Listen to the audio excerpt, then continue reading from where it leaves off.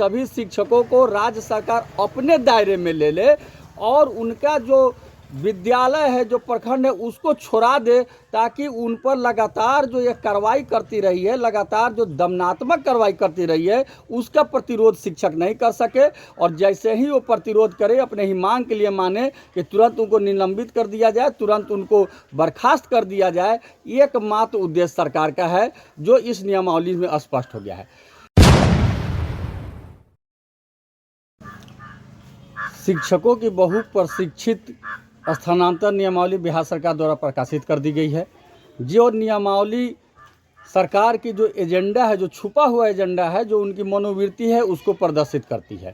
हमेशा से हम कहते रहे हैं कि विशिष्ट शिक्षक जो नियमावली सरकार की है, जो स्थानांतरण नियमावली है, उसका उद्देश्य कहीं से शिक्षकों को कोई लाभ देना या उनका कल्याण करना नहीं है। उसका उद्देश्य है सिर्फ सभी शिक्षकों को राज्य सरकार अपने दायरे में ले ले और उनका जो विद्यालय है, जो प्रखंड है, उसको छोड़ा दे, ताकि उन पर लगातार जो ये कार्रवाई करती रही है, लगातार जो दमनात्मक कार्रवाई करती रही है, उसका प्रतिरोध शिक्षक नहीं कर सके। और जैसे ही वो प्रतिरोध करे, अपने ही मांग के लिए माने कि तुरंत उनको निलंबित कर दिया जाए, तुरंत उनको बर्खास्त कर दिया जाए, एकमात्र उद्देश्य सरकार का है, जो इस नियमावली में स्पष्ट हो गया है। इसकी सारी नियमावली कमियों से भरा हुआ है। पहले कमियां सरकार कह रही है कि जो शिक्षक है, पुरुष शिक्षक, उनको अनुमंडल से बाहर किया जाएगा स्थानांतरण, जबकि दूसरी नियमावली में कहती है कि जो जिला है उसी जिला में किया जाएगा। बहुत सारे ऐसे जिला है, जैसे शिवहर जिला, बांका जिला, जमुई जिला, लखीसराय जिला, जहाँ एक ही, अरवल जिला, जहाँ एक ही अनुमंडल है। तो अगर अनुमंडल से बाहर किया जाएगा तो उनको जिला से बाहर जाना होगा। अगर जिला के अंदर ही रखा जाएगा तो फिर अनुमंडल में ही रखना होगा। यह अपने आप में ही कंट्राडिक्शन है और उसी नियमावली के दो नियम जो एक दूसरे को काटते हैं, जो बिल्कुल गलत है। इसलिए सरकार को जो अधिक से अधिक पंचायत और नियोजन इकाई छोड़ाना चाहिए था, उन्हें अपने अनुमंडल और प्रखंड में ही रहने देना चाहिए था। शिक्षक जब तक स्वस्थ नहीं रहेंगे, मानसिक रूप से फ्री नहीं रहेंगे, वो फ्री होकर शिक्षा नहीं दे सकते हैं। दूसरा, सरकार कह रही है कि गृह अनुमंडल में नहीं देंगे। मान लीजिए जहाँ दो अनुमंडल है, जैसे मुजफ्फरपुर, जैसे बहुत, उन गृह अनुमंडल में आज भी पोस्टेड नहीं है। मुजफ्फरपुर पूर्वी में घर है, पश्चिमी में पोस्टेड है, या और जगह है जो अपने अनुमंडल में घर है, दूसरे में पोस्टेड है, तब तो उनका स्थानांतरण अगर गृह प्रखंड में नहीं होगा तो जिस अनुमंडल में नहीं होगा तो जिस अनुमंडल में है उन्हीं अनुमंडल में रखना होगा। इस पर भी कुछ स्पष्ट नहीं है सरकार की।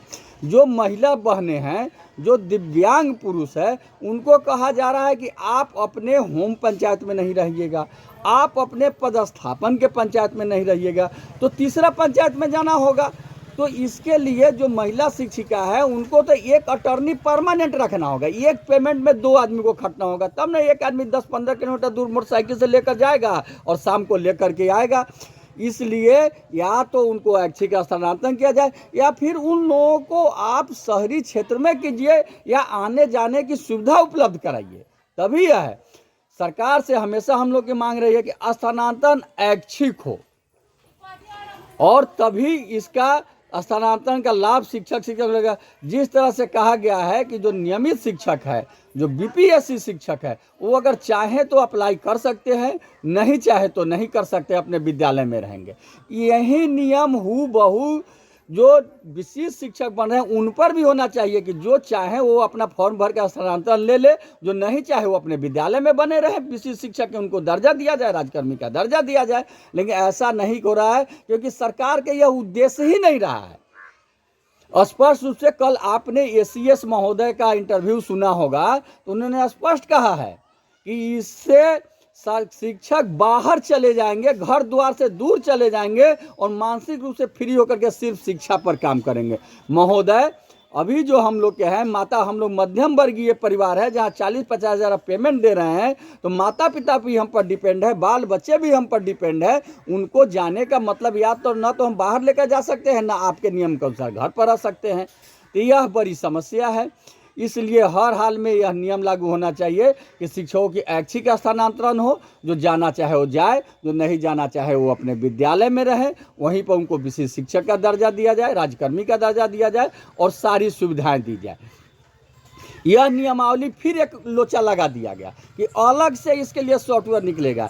2020 में भी नियमावली आई थी जिसमें कहा गया था कि महिला और दिव्यांग शिक्षकों का स्थानांतरण होगा, पुरुष का मैचुअल होगा, इसके लिए अलग से सॉफ्टवेयर निकाला जाएगा। आज तक सॉफ्टवेयर निकल ये रहा है, कहीं इसका भी वही हाल ना हो जाए कि सॉफ्टवेयर निकलते रह जाए। इसलिए जो इसमें त्रुटियां हैं, एसीएस महोदय कहे कि सारे सुझाव हम मान लिए हैं। भाई किसका कौन सुझाव आप मान लिए हैं?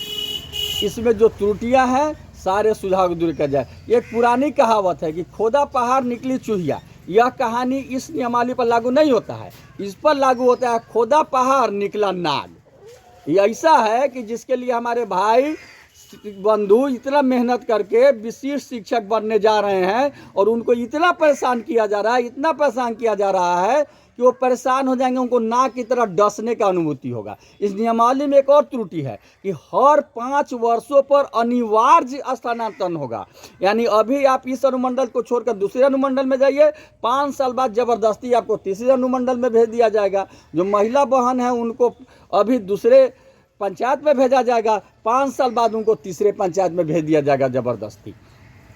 प्रमोशन की तो सेवा समाप्त ही है, इसमें कोई जिक्र भी नहीं है, वरीयता का भी कोई क्रमबद्ध नहीं है। इसलिए यह नियमावली पूर्णतः त्रुटिपूर्ण है। हम सरकार से आग्रह करते हैं कि इस नियमावली में सारे शिक्षक नेताओं और शिक्षकों, शिक्षा प्रेमियों से आप सुझाव ले और उसको सुधार करें। जब तक सुधार नहीं होता है तब तक इस नियमावली को स्थगित किया जाए, इसको रद्द किया जाए। और साथ ही आप तमाम शिक्षक भाइयों, शिक्षिका बहनों से इनकलाबी आह्वान करते हैं कि जब तक आप मरे हुए की तरह दहते रहिएगा, इस तरह करते रहिएगा, आपका शोषण होता आया है, आगे भी होता रहेगा, बल्कि यह शोषण बढ़ेगा। इसलिए आप कमर कस के तैयार रहिए, पूरी जोरदार तैयारी कीजिए और बजटकालीन सत्र में जो दिसंबर जनवरी में होगा, बिहार के सभी 5.5 लाख 6 लाख शिक्षक बिहार की पटना की धरती पर उतरिए। और जब तक हमारी मांगें पूरी नहीं होती है, जब तक हमारे सेवा सत्र में सुधार नहीं होता है, तब तक हम पटना की धरती पर डटे रहेंगे और अपनी उचित मांगे को मंगवा कर ही हर हाल में लौटेंगे। आपका केशव कुमार, प्रदेश अध्यक्ष शिक्षक संघ बिहार। इंकलाब जिंदाबाद।